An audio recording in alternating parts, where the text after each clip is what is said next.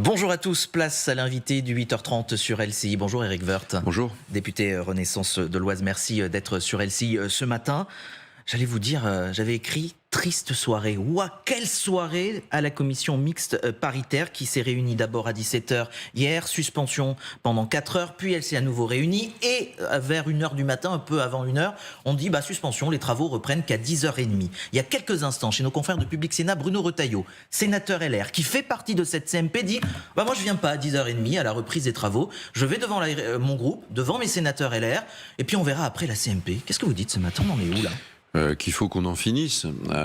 On a besoin d'un texte pour durcir les conditions d'immigration, de gestion des immigrés en France et d'accès également à la France, et puis de lutter contre l'immigration clandestine.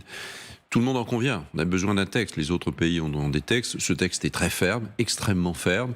Il a été modifié à plusieurs reprises pour se mettre plus en accord avec ce que souhaitait le Sénat, puisque le texte, nous n'avons pas pu en débattre. D'abord, toute cette scénographie de suspension de séance, de bruit de couloir, tout ça n'existerait pas. Vous dites scénographie, tout ça n'existerait pas. Il y a aussi une mise en scène, je pense, oui, de tout cela. Mais de la part de LR, quand même beaucoup.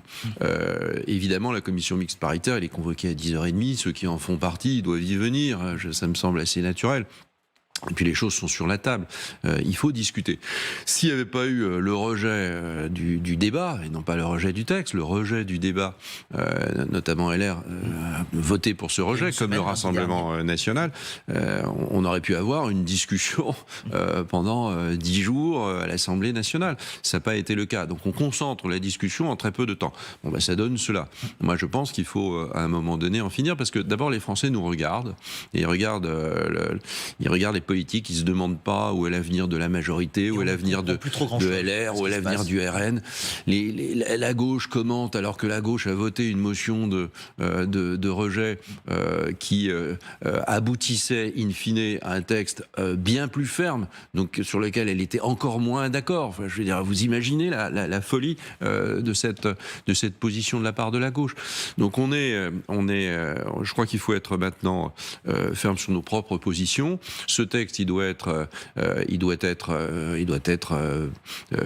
doit aboutir. La CMP doit aboutir. Vous y croyez encore?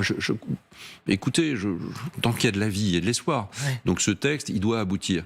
S'il n'y a pas de texte, ça veut dire que la France, elle sera moins protégée qu'elle ne serait avec ce texte. Avec ce texte, la France et les Français sont plus protégés. Et moi, j'ai pas compris que la situation mondiale était détendue, que tout allait bien, qu'on pouvait faire. Non, j'ai bien compris que la situation mondiale, et elle inquiète suffisamment la population française, et nous avons raison d'être inquiets.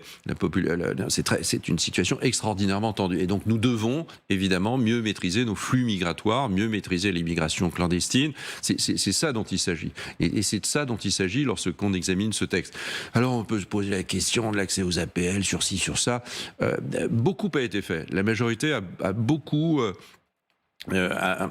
donné au Sénat. Justement, on va revenir point par point. Vous avez prononcé le mot, j'allais dire le mot qui entraîne et qui crée cet imbroglio, et c'est le nœud à problème, les APL.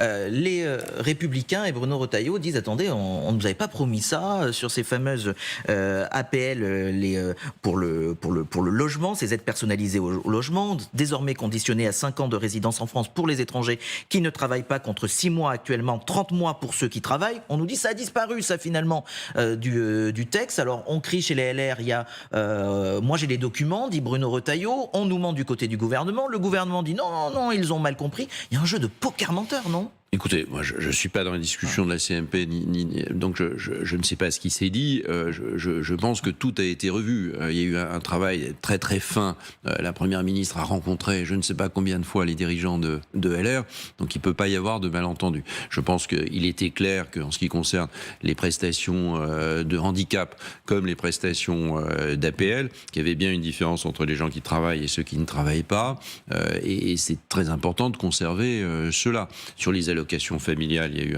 un accord. Bon, je pense qu'il faut en rester à cela. Ceux qui disent il n'y avait pas d'accord, moi je ne vais pas rentrer dans ces discussions, je ne sais pas.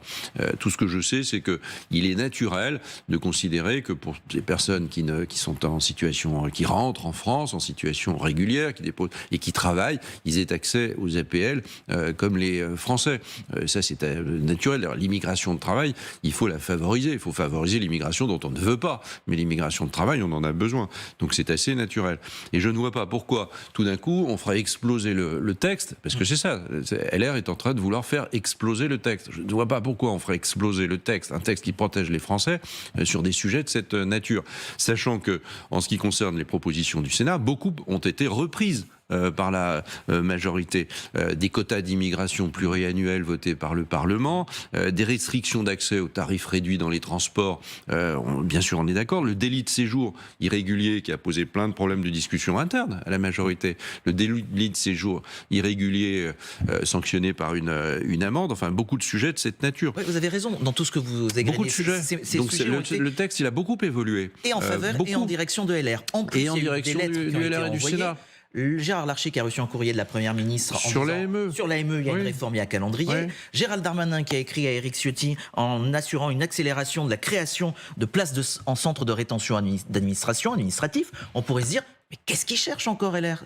À quoi joue-t-il? Vous dites faire exploser le texte. Est-ce qu'ils ne veulent pas plutôt faire exploser la majorité du gouvernement? Je pense que chacun doit dominer ses pulsions. Et là, il y a une pulsion mortifère chez LR qui est dangereuse et qui ne ressemble pas à la plupart des députés et des sénateurs LR que je connais. Donc la très très grande majorité n'est pas dans cette intention. L'intérêt du pays domine. La question n'est pas de savoir quel est l'avenir de LR, quel est l'avenir de Renaissance, quel est l'avenir du Rassemblement national qui quand même engrange derrière tout cela. La question, elle n'est pas l'avenir des partis politiques, c'est l'avenir de la démocratie. Et c'est aussi l'avenir de la protection des Français. Et c'est ça dont il s'agit. Ce texte est un texte dont nous avons besoin.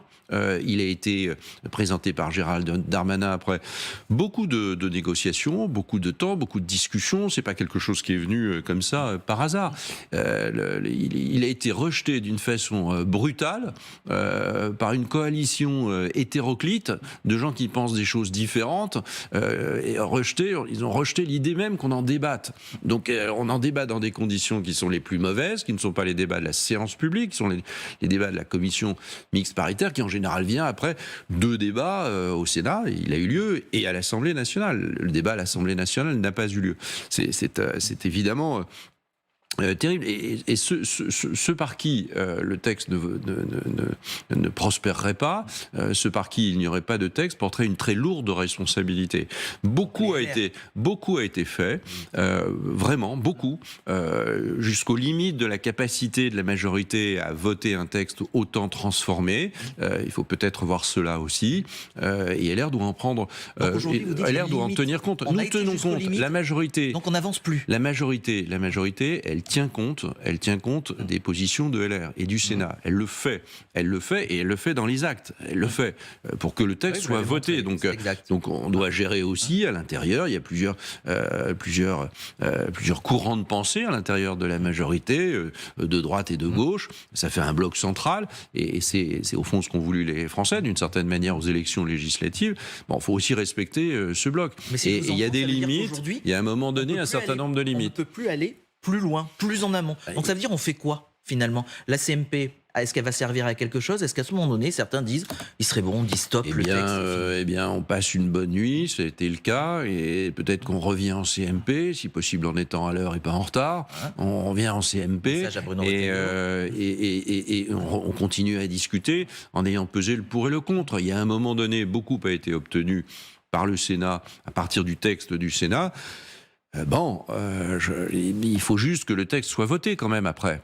Parce qu'après la CMP, ce que ne savent pas toujours les Français, c'est la procédure parlementaire. Il faut repasser devant l'Assemblée, repasser devant le Sénat pour qu'il y ait un vote. Un vote au Sénat était prévu à 14h30, un vote à l'Assemblée à 16h30. Pour qu'il y ait un vote. Alors c'est un vote en général assez rapide, puisqu'on n'a pas de possibilité d'amendement, etc., qui est assez rapide, mais encore faut-il que le texte soit voté. Et il faut aussi que, d'un côté, à un moment donné, les responsables de LR, et peut-être peut-être que le président Larcher peut jouer un rôle là-dedans, puisse comprendre qu'il y a des limites dans lesquelles, à un moment donné, la majorité elle-même ne sera plus d'accord. Elle a beaucoup accepté de compromis.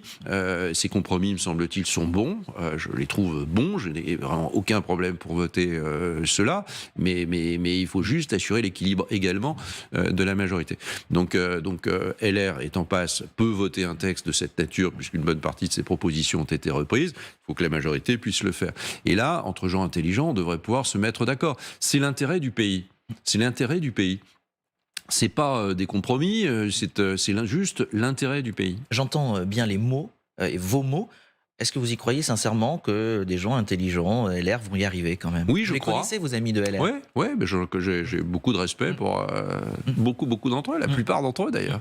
J'ai des relations extrêmement bonnes et c'est ma famille de politique d'origine. Ce ne sont pas les LR qui veulent faire la loi, qui veulent faire leur loi. C'est justement ces atermoiements qui m'ont fait la quitter parce que c'était devenu impossible.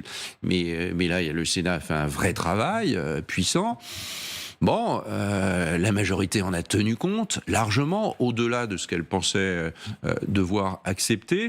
Il y a un moment donné, cet équilibre est un équilibre qui est en faveur d'un texte qui rend les conditions d'immigration, qui rend les conditions également de l'immigration clandestine plus fortes, qui empêcherait beaucoup des actes que nous avons connus horribles, comme celui d'Arras. Ce type de personne pourrait être aujourd'hui expulsée, alors que dans le droit d'aujourd'hui, elle ne peut pas l'être. Enfin, je veux dire, c'est des choses aussi simples, mais aussi claires que cela. Et le ministre de l'Intérieur, Gérald Darmanin, il a bien l'intention, comme l'ensemble des magistrats de ce pays et des policiers et gendarmes de ce pays, d'appliquer ce texte et d'utiliser les moyens nouveaux qui seront donnés pour que la France se protège. Justement, Gérald Darmanin, il était à votre place hier. Il me disait, s'il n'y a pas de texte, ça va être un formidable... Il n'a pas employé le faux formidable. Ça va être un booster pour Marine Le Pen. Il dit ça clairement. Il a asséné. Quand on voit les sondages, le dernier en date, dans les Échos aujourd'hui, d'Opinionway, disant pour les européennes, le RN est à 27%, la majorité présidentielle à 19%. Les sondages se suivent et se ressemblent. Qu'est-ce que vous faites, vous, la majorité, pour contrer, pour inverser la tendance? On n'a pas l'impression que les mots du ministre ou l'action du gouvernement fassent quelque chose. Non, s'il n'y a pas de texte, c'est un formidable appel d'air pour l'immigration. LR qui a peur de l'appel d'air sur la régularisation d'un certain nombre de travailleurs, de gens qui travaillent, et de façon qui sont en situation irrégulière, disait c'est un appel d'air. Mais l'énorme appel d'air, ce serait de dire la France ne durcit pas ses conditions d'immigration. C'est très. Alors là, pour le coup, c'est un sacré appel d'air parce que les différences de législation entre les pays européens deviennent très très importantes. Donc, je ne suis pas sûr qu'LR puisse dire bravo, on a réussi à déstabiliser la majorité contre un appel d'air à l'immigration qu'on a provoqué nous-mêmes. Cette responsabilité, en partie de gouvernement qu'LR est, il ne peut pas se la permettre. Il y a des limites quand même à tout, et j'espère qu'il ne les franchira pas. Quant au Rassemblement national, il regarde tout ça, et qui ne dit rien, ce qui est quand même assez extraordinaire. Le Rassemblement national a voté sur le sujet sur lequel il travaille depuis 20 ans. Enfin, il ne parle que d'immigration. Maintenant, c'est vrai qu'il parle un peu d'autre chose, mais il n'en parlait que d'immigration pendant les 20 dernières années, entre Jean-Marie Le Pen puis Marine Le Pen aujourd'hui. Et tout d'un coup, il y a un débat à l'Assemblée sur un texte le plus dur qu'il n'y ait jamais eu, sur un texte extrêmement dur, et le Rassemblement national dit « moi, je ne veux pas en parler ». Ouais, mais le résultat, dans les sondages, ça fonctionne, ça marche pour eux. Peut-être, mais je suis pas sûr que dans l'opinion profonde, ça fonctionne. Ce qui peut fonctionner, c'est un spectacle considéré comme pas vraiment à la hauteur du sujet, celui qu'on peut éventuellement d'aujourd'hui, avec des atermoiements, des coups de gueule. Enfin, tout ça ne doit pas avoir lieu. Ça peut servir évidemment au Rassemblement national, mais je ne vois pas comment, à terme, le fait qu'il n'y ait pas de texte supplémentaire sur l'immigration et qu'il durcissent pas les conditions, alors que le Rassemblement national a demandé qu'on n'en débatte pas. Donc ça veut dire qu'il n'était pas d'accord sur ce texte, et donc pas d'accord pour durcir les conditions d'immigration, ce qui est totalement à l'antithèse de ce qu'il fait. Donc le Rassemblement national, peut-être que comme ça dans les sondages prochains, il montera, évidemment, sans doute d'ailleurs, comme c'est toujours le cas. Enfin, dans l'opinion profonde, c'est-à-dire celle à un moment donné qui votera sérieusement lors d'élections nationales, je n'en suis pas sûr.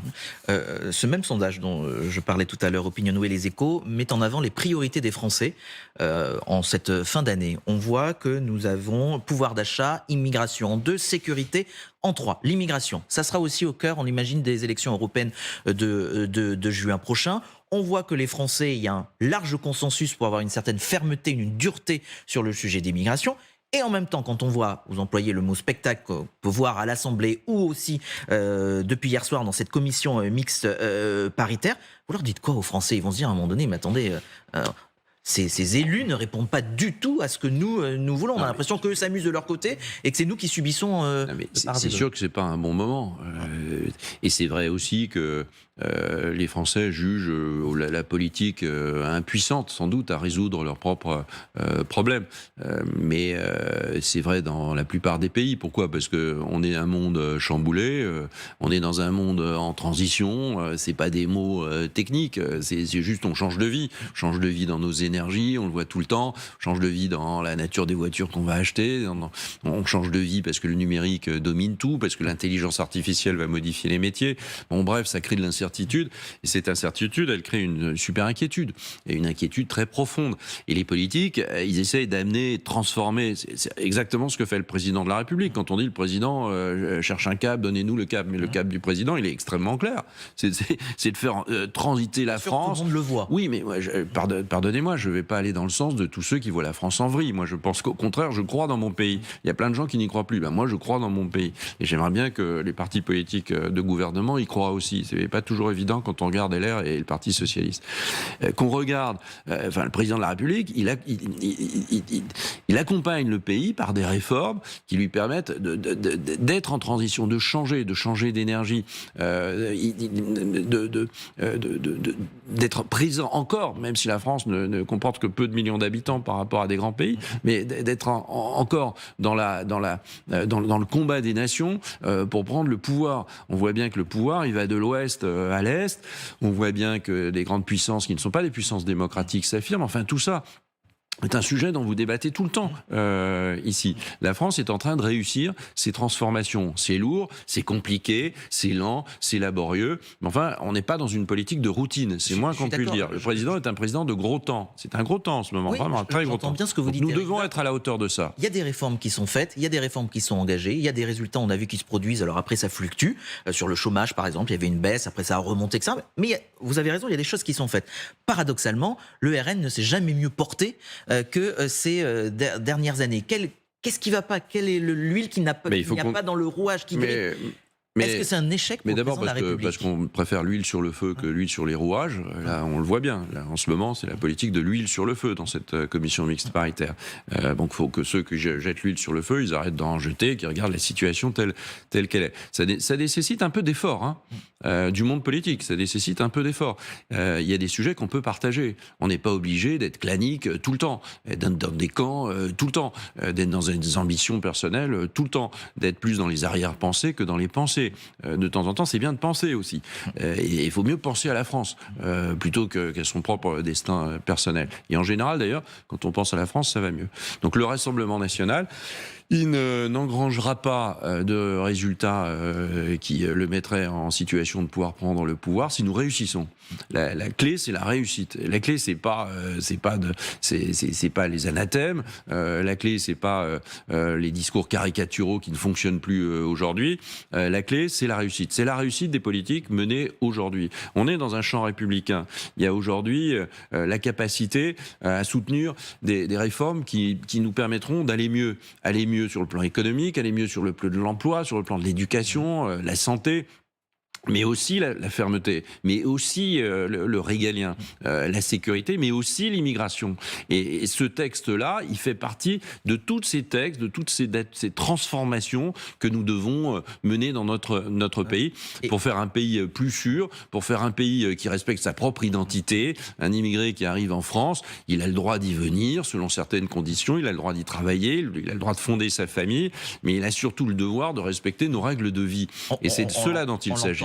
C'est l'identité dont il s'agit. Ménagez pas vos efforts pour vendre, entre guillemets, c'est pas un gros mot. Mais non, je vends rien du tout. J'ai rien à vendre. Je vous dis mes convictions.